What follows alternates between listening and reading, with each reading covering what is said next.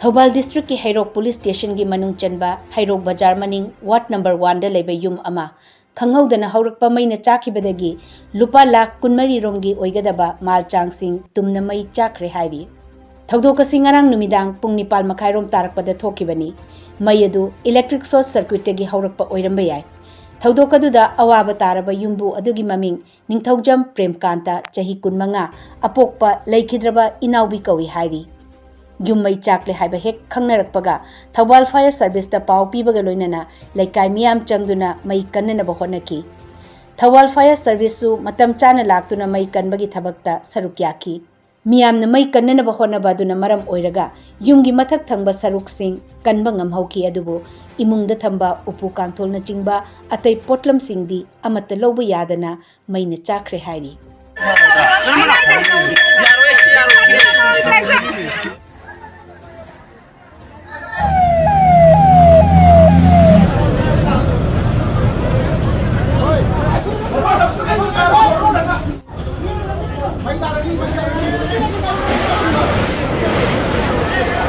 ले अबे नहीं है मुझे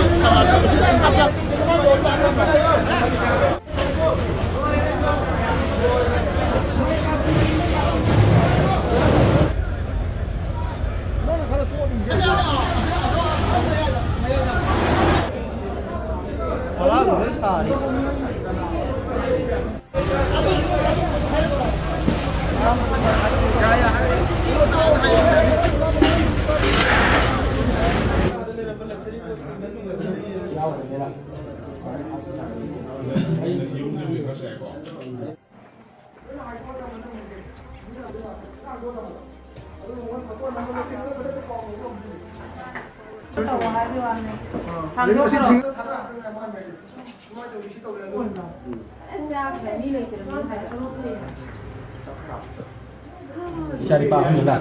Sidor mahaldigi baso dari madagi baso manong sa kita haperam mo ay ako puli de hagan may horko de gas mo lerame ko de gas mo na itia kana puina in pa cha gi sai ko de ya o ngasi ko ni gas lay de timing se ko gas mamang ho lay tai ngara ni pa makha ta da ye se mai horko mai don ya ko ni sa Leramba lawi seran doramba adagi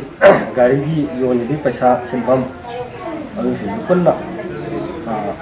mana mai cha pro pro no pun ma ta mau ma ta no no